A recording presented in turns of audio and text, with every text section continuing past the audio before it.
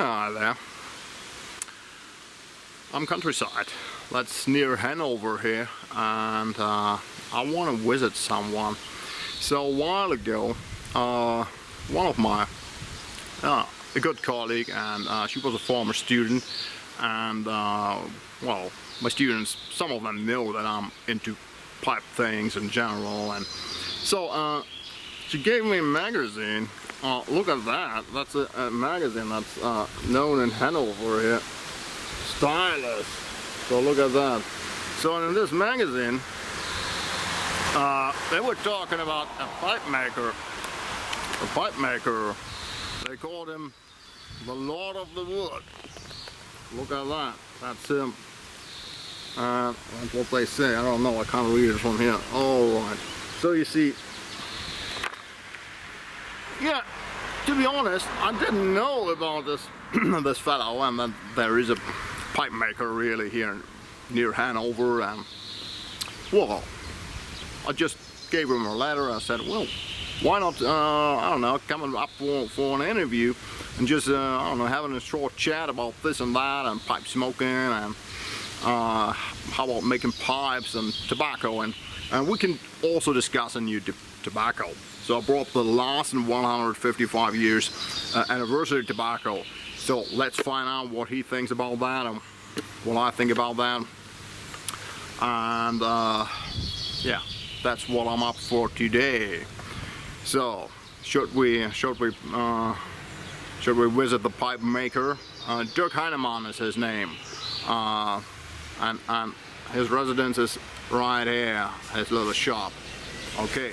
Let's hop off. Let's pay him a visit.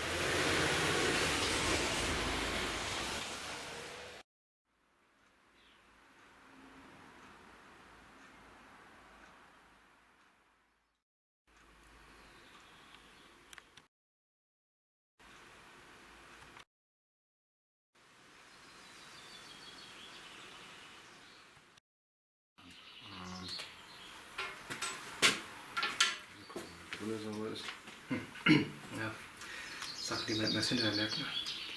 Man merkt das gar nicht. So klein ist halt. Ja. Und dann ärgerst du dich voll, dann hast du die ganze Zeit, guckst du hinterher beim Schneiden auf diesen Ding. Ja, scheiße.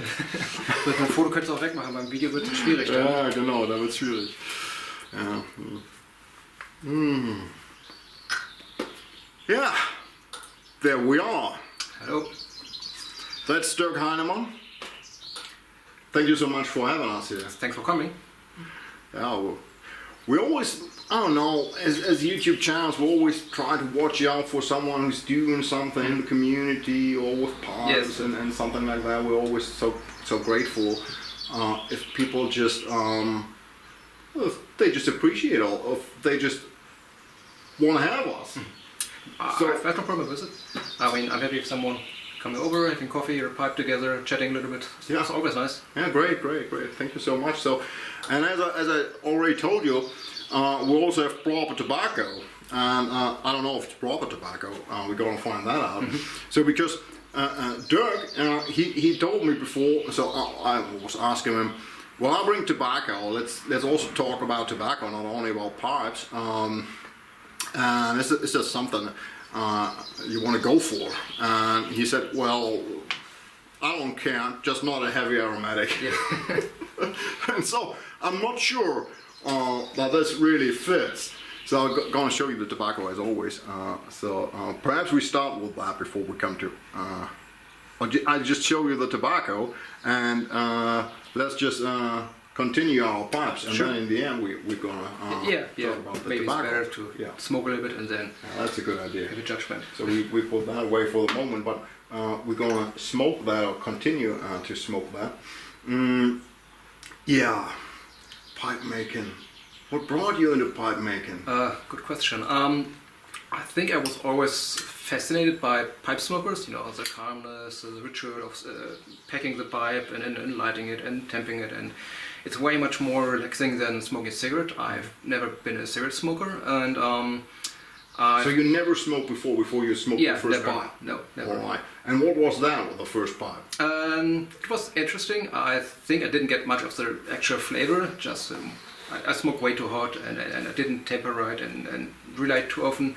But I still like the. Was it corn cob? No, it was one of my own made pipes. You made your first pipe that you smoked? Yeah, and then I smoked. I was in design school and I had my workshop already fully equipped, except the shaping wheel.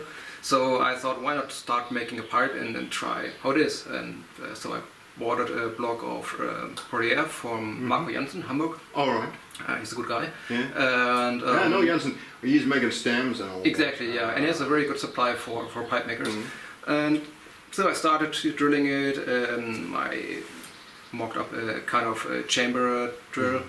Stuff like that, so I have a round bottom and it worked, it smoked good, and I said why not, and then a few friends asked me like, oh, you make pipes, can you make one for me? And that was kind of my apprenticeship time, I would say, because it took me like 2-3 years to really get behind how to make a pipe properly, and I didn't really sell many. How did you find out? Just by the process, or did you read something or go on the internet? Yeah, I got on the internet, there are a lot of forums in that time. It was before Facebook and everything, so you have to go to an online forum and you can find out how other people make pipes. You can find some videos or some step-by-step explaining how to make a pipe, what's important with the drilling. And then it was 2011, I finished my study time, I thought what I should do. I wanted to be a self-employed furniture designer, but it wasn't really easy at that time because of the financial crisis. So I thought, why not trying both furniture and pipes, and so I started my business, and it was a time when a German pipe maker forum started. It was Wallenstein and Stefan Müller and all those guys were there. So we exchanged a lot of information, like I have this problem, how would you solve this, and we kind of had a movement of bringing each other up and then getting better techniques, and yeah, that's how it started. How long ago was that? 2011 was when I started my business. Your business? Yeah. But not the moment you made your first pipe? No, the first pipe was in 2006, I think. Okay. Yeah. But as I say, this is probably my apprentice time. I made like 5-6 pipes a year around that. And 2011 was when I thought I should try to make it more seriously, like with more higher quality, more critic on my quality and everything. So that's where it started. Okay, and I already asked you that. You told me you do pipes from briar and olive. Yes, mostly briar, sometimes olive wood. No, I never made a mortar pipe. I No mortar. I'm not. You don't have any mortar? Yeah, I don't have any mortar. I would try it if I got a block, but I have a wad of mortar. okay, send me some and then make a mortar pipe maybe. And we talk about the price later, so not on tape. So talking price, perhaps some kind of ample light or whatever, but the guys want to know. So, what is it you charge for a pipe? My I read in the magazine they said it's starting at 300 euros. Around that, yeah. All like right. for sandblasted pipes, around 300, and goes up to around 700 euros, All or right. like $800 around that. For a smooth pipe with really good grain, and between that it varies. Depends on the wood and Exactly, yeah. And, I don't know how long do you need for the full process of making one of those? Well, that depends a little bit on the shape. Some shapes I've made so often I just can do them really quickly, but I always say around 10 hours for the whole pipe. Well, we're gonna show some different shapes. Later. In the end, we're gonna go around the shop and just see what's up. Yes. And that's really interesting to me. So, and well, it doesn't make a living. Depends on your lifestyle. Yeah, depends on your lifestyle. Yeah, I mean, of course, you don't have as much money as someone who has a All job right. in a bank or an insurance company or whatever. But if you consider your job as your like free time as well, then it's totally a different story. I make enough money to live with it. I also make furniture, so it's not only pipe making, but. In all the years I make pipe, I never, not even once, had a morning where I didn't want to get up and start working. Like every morning, I can go to my shop making pipes. So glad. And do you get the feeling that business is growing? And if it's growing, is it just for you just growing for you, or is it in general growing for high quality pipes? You think that's a growing business, high quality pipes? It was until like 2 years ago. Last year was for me, and I heard from many other pipe makers too, a little bit low on sales, especially on the high grade pipes. It might have different reasons, might have the FDA things and the market change and everything. But what I noticed that like the middle range pipes like Sunblasted and stuff like that sells better at the moment. Well, there are always big names who always sell good, but for a reason.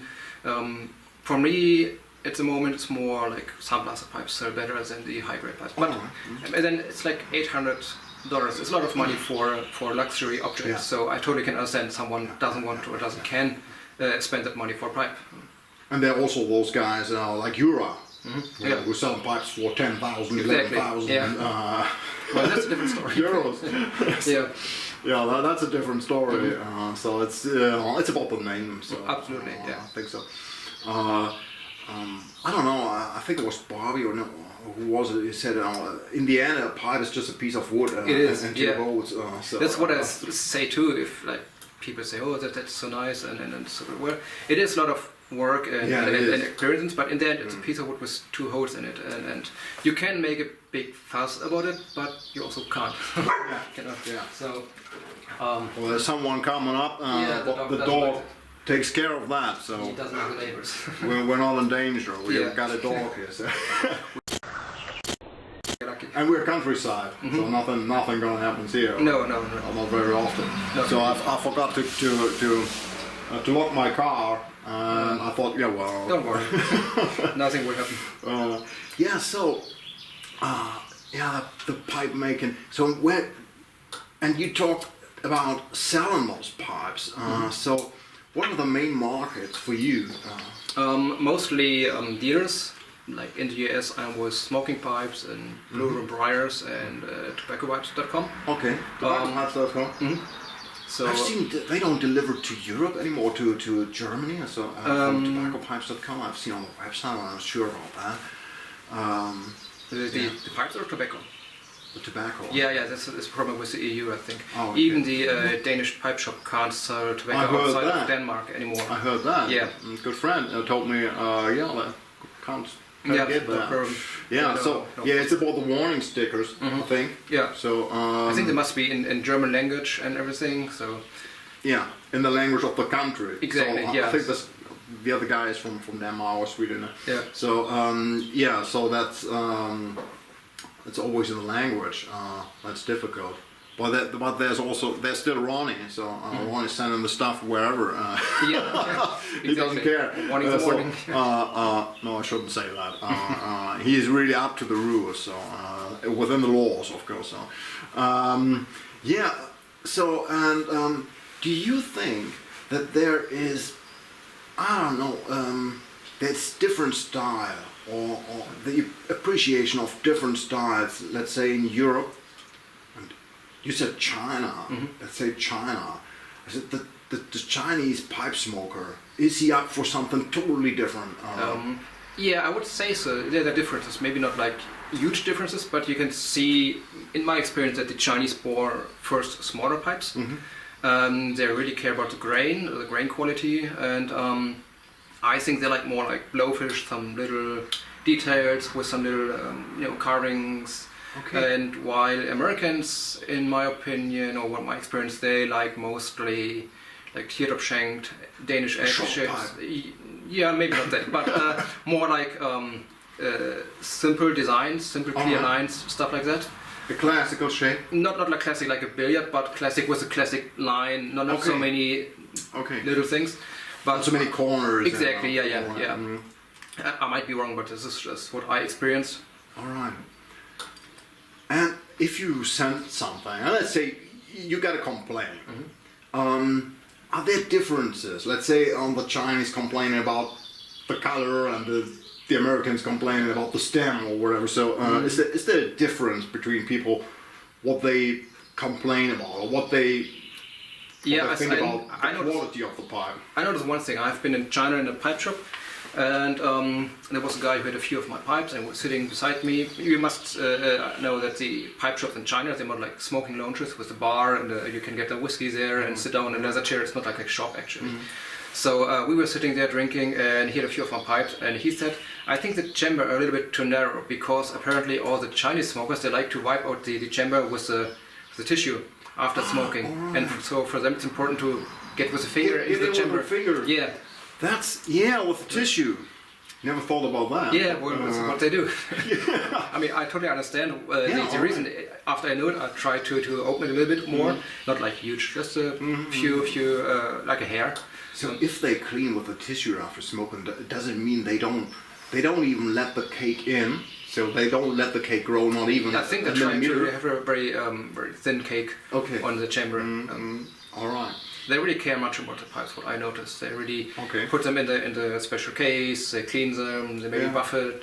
So they really care about the pipes, because they're spending also a lot of money for them, and so they really want to have them shiny and as beautiful as long as possible.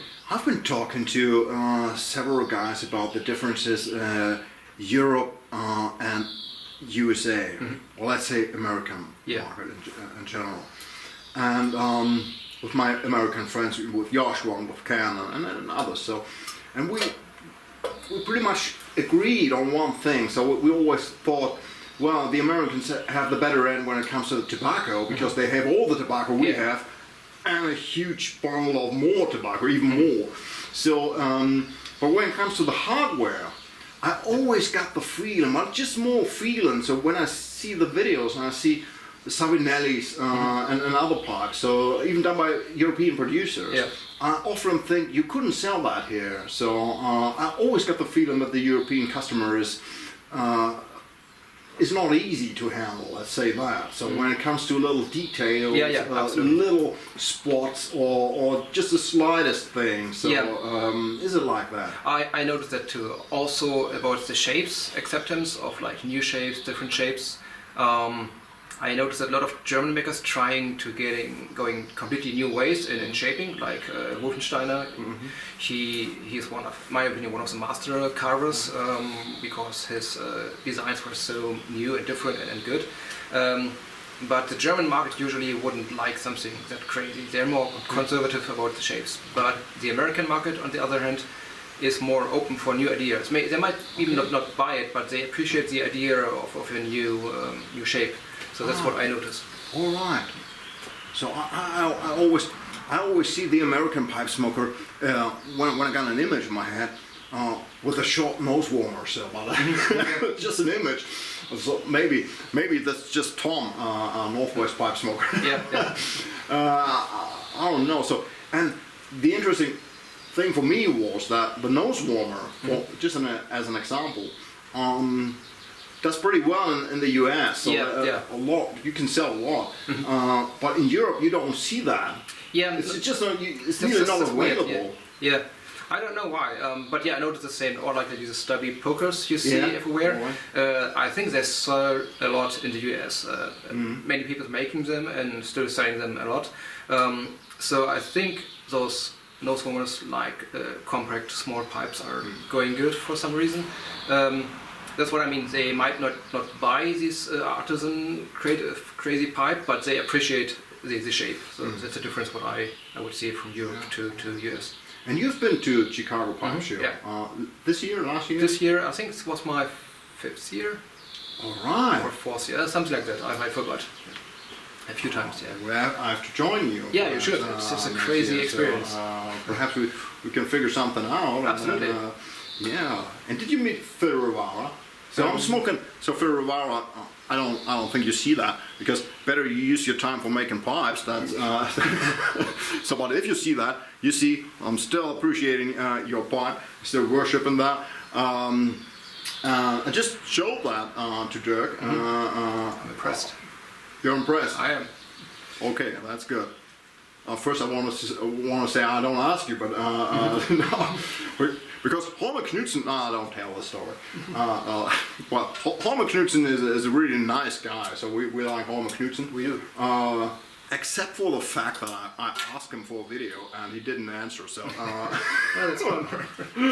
He's like a yeah, he's a typical Northern German. yeah. He doesn't speak much, and not more than necessary. Perhaps not much for an interview. So I don't know. So so Homer, if you see that, my apologies. I'm gonna ask you a second time and third time. So until you accept that. Anyway. Is there anything left? I forgot something. I'm not sure why. I don't know. What I know.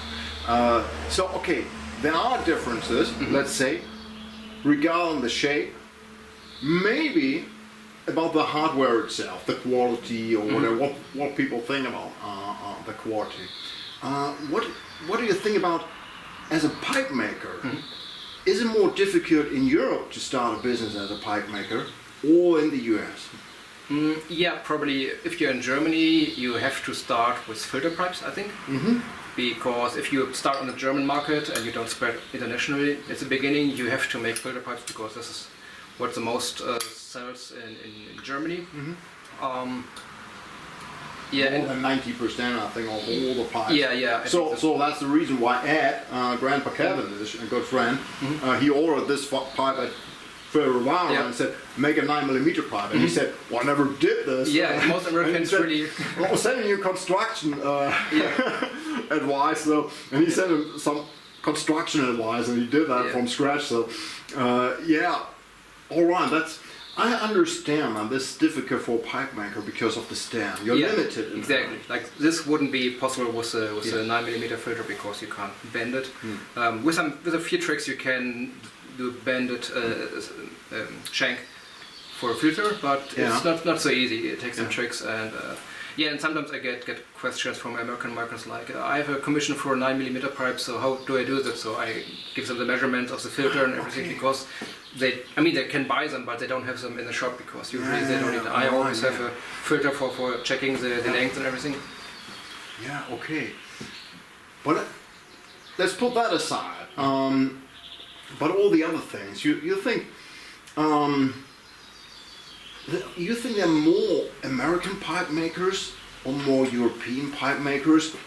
I think both are at the moment like growing, like a lot of new makers. Of course, America is a bigger country, so they have more. But if you have the compared to Europe, I think there are a lot of new makers in both countries. What I noticed, they're starting. They get all the information faster than a few years ago.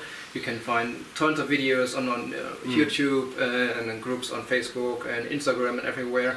So it's easier to get the basic information, and it's probably also easier to get the material. There are more suppliers at the moment, and so it's easier to start, I guess. Do you have an idea where they come from? So what is their original job? Or what? Good question. I guess they're just pipe smokers. So you've been a carpenter, and I studied product design, so I have the design part and the woodworking part already settled.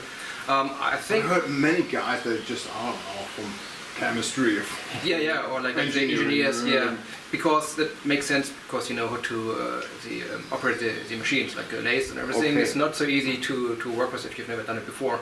So that makes the start easier to work with machines. But then you have to get behind the design things like how to make a good flow, and you can see some people who have like a natural talent, they get behind it very easy. Other people who are more from the technical background have difficulties to get like a little flow inside to make it more fluid, the proportions and everything. That takes a little bit while. It's just a thing you have to learn. It's nothing you can't learn. You have to just study other pipes and maybe study a little bit like architecture and basic design rules about proportions, and then you can put this into the pipe design. I think that maybe even an advantage that it is no longer so. You have to know in Germany, pipe maker or making pipes. There was really a job with a diplomata. Was it? Yeah, Otto Bonner, I think, was the last pipe maker. Oh, so it was a business like carpenter. Yeah. Like being a carpenter. Interesting. I didn't know So that. in Germany, you can't be just a carpenter. So you get a diploma. Yeah, that's for true. You being have a to carpenter. apprenticeship and everything. Yeah. So and what's the same with pipe making? So I think Otto Porner, he was the last pipe maker. So all the other guys, they're just hobby pipe makers. Yeah. So, but just like that, they are pipe makers, but they don't have a diploma at the war. Yeah. So do you think that's even a chance? So for people coming in from the outside, doesn't go the old path, finding out their own way. It makes them easier to get into that hobby, and they don't have to, get any diplomas or any examinations. They just can start. And yeah, it's a good way just by learning by doing. And if the customers know that he's just a beginner, it's also no problem. But because of course as a beginner you don't have the background and the knowledge. And you don't charge the same. Exactly, that's the point. If you do that, it would be a problem. But if you say I'm a beginner, I don't charge that much because I have to learn, then everything is fine. Everybody has to start at some point. All right. So time to talk tobacco. I think our bowl's nearly done. Or mine at least is. Mine's half done.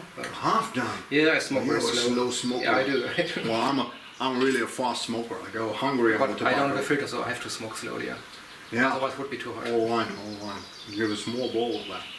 It's a nice pipe, shoulder pipe. Perhaps for the community. So that's I don't have to ask. That's a pipe you did, of course. Yes, that's one You're of my just shop smoking pipes. your own pipes. No, I have other pipes too, of course. Most pipes I have are from other makers, like we're trading each other's. right. So all my collection are from pipe Seconds. makers. Yeah, seconds or sometimes just normal pipes. But they're all people I know and I consider friends. So every pipe I own, I have a connection with it and a story about when I got it, from whom I got it. So it's really nice to grab this pipe and remember that, or recall that moment when we traded, and I know the friendship and this nice way to smoke a pipe. You only use One of the very famous German pipe makers once said, "I just can't afford my own pipes." Yeah. Do you smoke your own pipes? I just can't afford my Yeah, own that's the pipes. thing. You can think, should I keep it or should I pay the rent? So If you're Euro and you're charging 10,000 euros and you just have the pipe in your hands and just thinking about breaking it in. yeah, exactly. Well, this is one of my only smooth pipes from my own. It had a big sandpit in the chamber, so I couldn't sell it. But I wanted to know how's my finish holding up while smoking otherwise. So I finished this pipe for myself and smoke it and try to find out how's the connection of the accent material and everything. So Yeah, all right. So what about the tobacco? I tell you what they say on the tin. So they say, I'll have to translate that. Well, that's yappity yap. So since 1864, Larsen master blender do pipe tobaccos of highest quality. This tradition and so on. Craftsmans Edition. That's a composition from picked Virginia tobaccos. There is a hint of burley from Africa and Central America. So main parts of the Virginia tobaccos are pressed to flake and then cut and ready wrapped. So what's going on? So the rest of the bright Virginia parts, they have a wonderful contrast to the dark burley parts. That's not only tasty, but it's also an optical sensation. I don't know if we're up with that, but let's take a look. You had the same problem. yeah, I had the same problem. You're just too weak for my tin. It does look nice. I have to agree. Yeah, it looks nice, but as I like to say, not so unusual. Alright, let's take that. You see that? Alright, yeah, it looks nice. So, alright. The cut is some kind of unusual. You see those kind of quarter cuts here? Yeah, they're like little flake pieces. I'm not a fan of this kind of cut, but it's, well, it's a mix. You have some really rough parts. If you watch it out long enough, they're hard to find. Yeah, I guess so. Really rough. Yeah, there's a piece already rough. on what you see, just to prove it. All right. They also say, not on the tin, but on the internet description, that they put in whiskey, beer, okay. and chocolate aroma on it. Uh-huh. And just take a whiff and tell me what you smell. I don't smell chocolate. Not really beer, but kind of the barley flavor, maybe a little bit you're like right. that. Yeah. Yeah. Well, let's say you had a beer the day before, and you still have the glass, and you take a whiff of that. Something like that. Yeah. It's not as bad as it sounds. Yeah. No, it's actually quite nice. It's like a little sweetness, little hint of that beer grain taste. First time when I opened that, so that's a fresh tin, but I smoked that tobacco several times at Ronnie's shop. So thanks, Ronnie. I think I emptied half of the tin. So I always got the impression that's just chocolate. Really? Yeah, I didn't taste the whiff. chocolate. Such full of chocolate. If so, the very, very sweet milk chocolate. But I don't get much chocolate, to be honest. But Okay. could be the flavor profile I have in my nose. Now on this tin, I think it's the same. So beer is in front. But when I first opened that, I just smoked just chocolate as it gets. Okay, like a dark chocolate or Yeah. But no whiskey. Yeah, I agree. I can't really smell or taste any whiskey. So now there's a general question.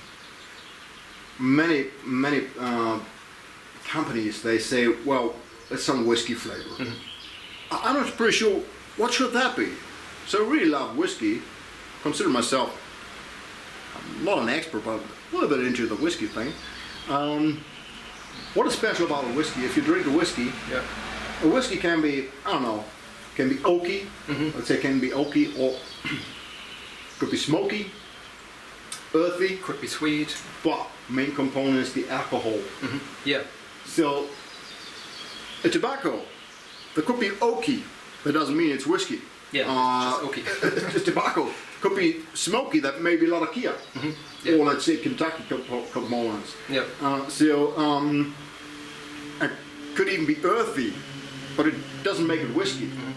So and you always have a lack of alcohol. Yeah, You just can't do that. I guess that's right because they know many pipe smokers like whiskey, so they. That's the point. Yeah. I think that's the point. So, all right. Let's not forget we're talking high-priced tobacco here. So this tin is €27.90. It's not cheap. Oh, that's not cheap.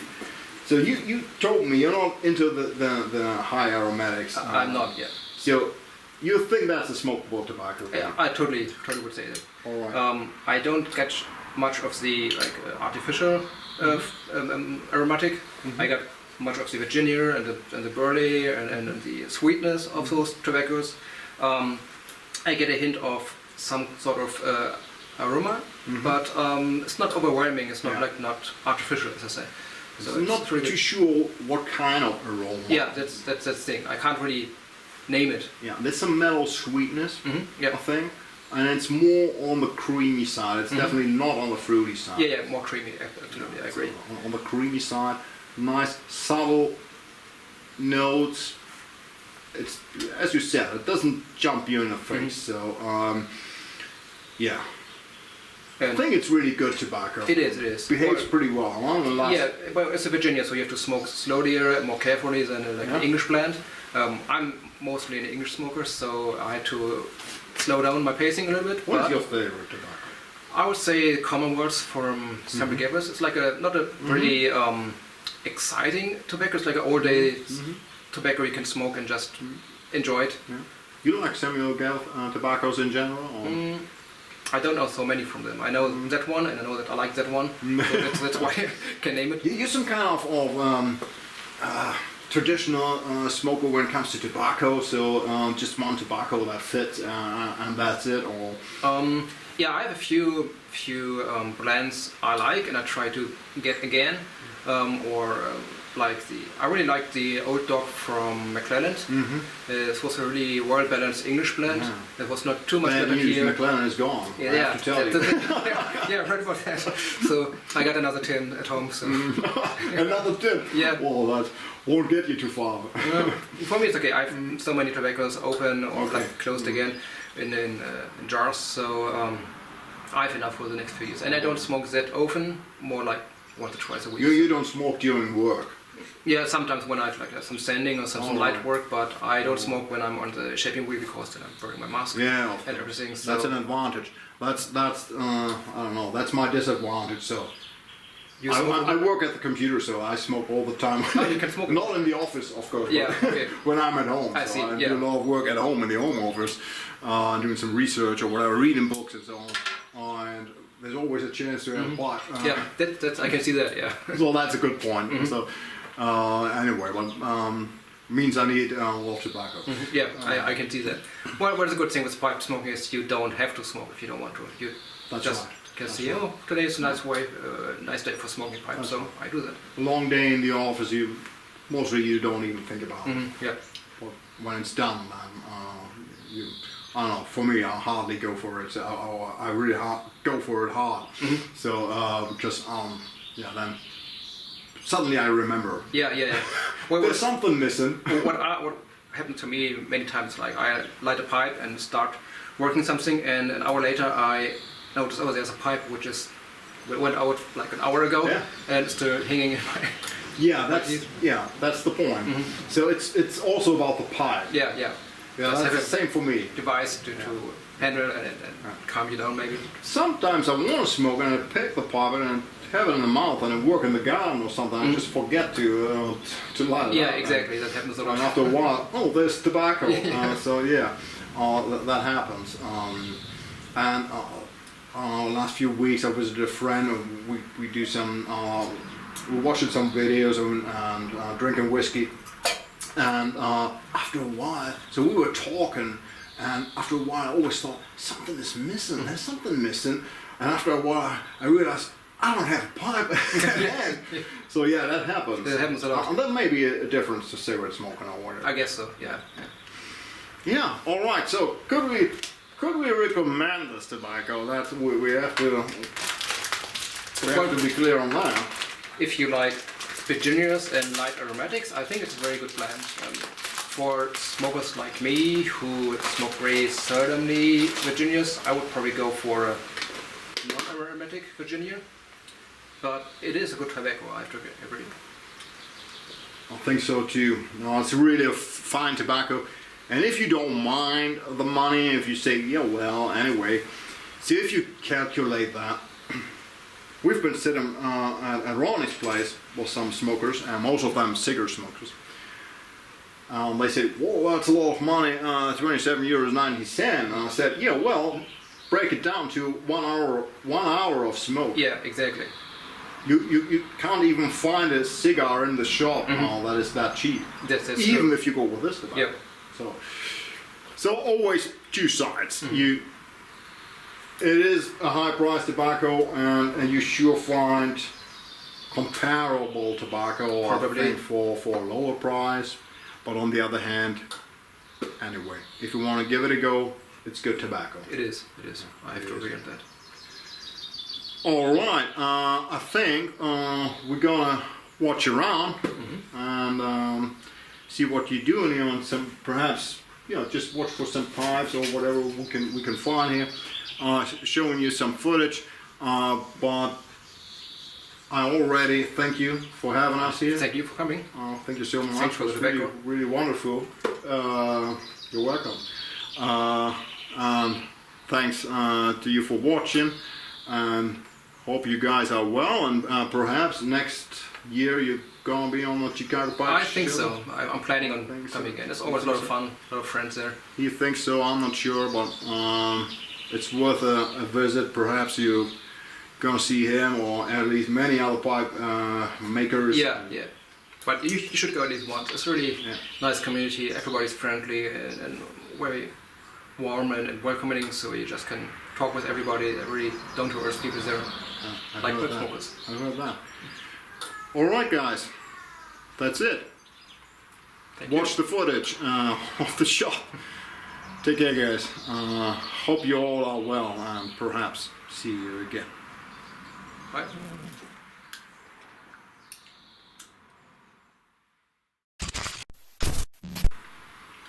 Ja, nicht schlecht. Ich habe noch ein bisschen Zeichen. Ja, ich habe so die letzte bisschen noch.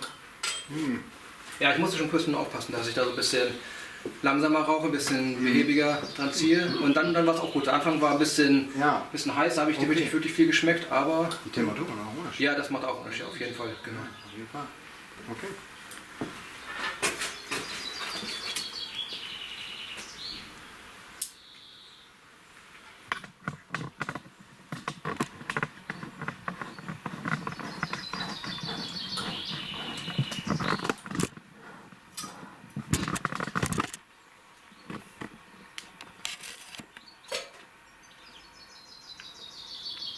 All right, let's take a look around. Yes.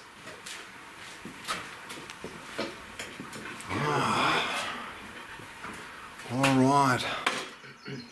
That's where it all happens. Yeah, this is where the magic happens. Where the magic happens. All right. So these are some projects I'm working on. This is a 9mm pipe. I make them occasionally too. Usually I make more non-filtered pipes because it's for the international market. It's not really interesting to make, or they don't demand that. Yeah. But sometimes German pipe smokers would commission them, or this is for the German. This part here? This is antler, from the deer. Ah, all right. And in the middle, it's very brittle, so you can't really drill it very good. But I sleeve it with briars, so it's always stable, and the fitting is perfect. And for the taste. Yeah, probably the taste might be a good point too. Yeah. And, yeah, this is bamboo. Always. Yeah, bamboo. That has become, I don't know, quite modern or stylish or whatever. Bamboo. Yeah. Right now. This is like how it looks finished. I think it's really has a really nice texture, like different than wood. Oh, that looks It's good. really hard, but still a very light pipe, Interesting shape. and also. And you sleek as also well. do the stem, of course, and everything. And that's from Acro? No, ebonite. I always Ebonite, the high price pipes, I think, still ebonite. Yeah. Yeah, I think it's nicer to work with and also nicer to clench. To clench. Yeah, it's softer and feels better. You have to maintain it a little bit more than other materials, but there's always something. I confess I'm lazy. Yeah, me too. Well, I have all my shop here, so I just have to go there. But you see, this is one of the pipes I smoke the most, probably. My favorite pipe is from Axel Glasner, a very small bulldog. Yeah. But it's a perfect clencher, as you see. It's a few years old. You can see that the stain is already grabbed off. But it's a really nice smoker. It's very short smoking. I like it. All right. So, what do we have here? You told me about this. Yes. This one. This is so I make the pipe. It's called the tubin. This is a shape without a stem, of course. It's like a just bended tube. You can hold it like a cigar, and That's a great idea. yeah, it's like a horn, probably. So the one year in Chicago, I had my table shared with Hector Weep, who makes the Radiator Pipes. I think they're well known in the US.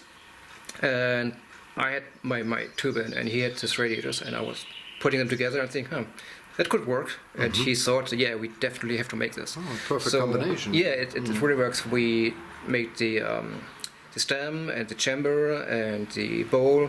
It's all factory made. Yeah. It has the radiator chamber, like people know. all right. You can unscrew it, just clean it under tap water, and run a pipe cleaner through it. That's all. And you can get them on Hector Weep's website. You can order them. Ah, okay. And also can smoke it. And people always ask me, doesn't the tobacco fall out because it's not so upward? No, it doesn't actually. There's always a story about the old fisherman who would turn the pipe upside down when it's raining, and it works. Yeah, so you can maybe do a that. few pieces of ashes will fall out, but the tobacco will stay inside. Yeah. So we didn't talk about your website. You have a website. I do. I've I do. seen I that. have a German and English language both. Yeah, I put a link down the bucket. And you also do international shipping. Yes, absolutely. Yeah, That's of no course. problem. People can ask me for commissions or ask if I have something available. I think the best way to see what I'm working on is my Instagram channel because there are sometimes post progress photos. You just sent me the address for the Instagram. Yeah, I channel, think and so, Put yeah. that down the bucket too. So this one is a nice one. You said that's one of your well-known shapes. Yeah, What you yeah. do very often. I think so. Yeah, that's called a Dora. It's called after the fish from Finding Nemo. Oh, well, later I found out the name is actually Dory, not Dora, but well, the name was already given. Anyway, Yeah. So yeah, it's like a fish shape. don't get in any trouble with Exactly. Yeah, no copyright problems. The idea here was to have the shank very widen, and but at the same time very thin here. So I got this fish tail kind of looking, and I always try to make a curved inlay here, so it follows the flow. This takes little work, but Yeah, it's worth it because it's different. Yeah, definitely is. Oh, looks good. And here I have. Oh, wait, you can call a blowfish, I think, already a classic shape. Yeah. So, because many people are making it and they're around for quite a while. Yeah. It's always nice to emphasize the grain. It's very nice to work, and it's always fun because you can see the grain and try to follow the lines, to try to separate the bird's eye from the straight grain. That's always fun to make. Yeah, that looks good. Thank you. And that's one of the larger pipes. That's the Yeah. maximum size. Yeah, I would say so. This is one of my larger pipes compared to this one. Yeah, of course. Yeah. Or compared- And that's medium-sized bowl, or? Yeah, I think it's. Let's see. It's. That's the Craftsman. It's 36 millimeters or 1.5 inches around that. All right. Yeah, looks good. Not sure if you call this medium or large. Yeah. For me, it would be large, but I guess many people would call it medium. All right. You have some old piece of equipment here, so. Yeah, very important. Look at that. The turntable. A classical turntable. Yeah. Do you hear music during the work? Not always. When I'm sanding, I put a top on it so it doesn't get dusty. But yeah, I like have some jazz or Johnny Cash or something like this. So that's always nice. Wow. Sounds like from the book. Yeah. That's what they said in the article. Yeah. Well, he's true. It's true. It's not a story. It's true. It's not a story. Too good to be to be a story. Yeah. All right. Let's take another look. What do we have here? Here we have the old lace. I don't know how old this is. Probably 70 years or older. So the motor is a new one, but the rest All right. is very old. It's very stable, very precise for that age, or even compared to newer lace, it's still very precise. And it's very fun to work with. I believe that.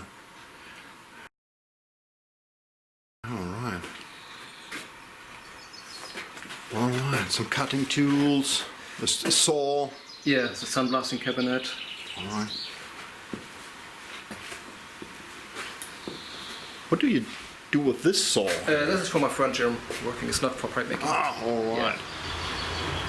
You don't cut the briar. No, the pieces are too small. It would be too dangerous. My finger would be too close to the blade. Oh, the polishing is down here. Yeah, this was a, I think cobbler is the right word. Someone who makes shoes. It was a machine for that, and I replaced the cobbler tools with my buffing tools. It has the perfect Rotation. amount. Yeah. So it was very lucky to get Perfect this, speed. perfect speed, yeah. So I just can go back and forth while buffing. That's very good. Oh, all right. And that's the sandblasting unit. Yeah, that is. It's a very small one, but it's big enough for me. Yeah. Okay. I have a compressor in the other room, so it doesn't get too loud here when I'm working on it. Oh, that's a good idea. That's very convenient. Yeah. That's a good idea. Yeah, if you have the luxury of space, so. Yeah, that's a good thing. Living on a farm, if you have Yeah, space, yeah, you yeah. just Living on can a farm. Yeah. buy a machine and don't have to worry about the space. Yeah. Yeah. All right. I think that's really it. I think we're gonna hit the beer. Yeah. Oh, and I'm not talking the tobacco beer. Yeah, it's a real one. Take care, guys. Bye bye.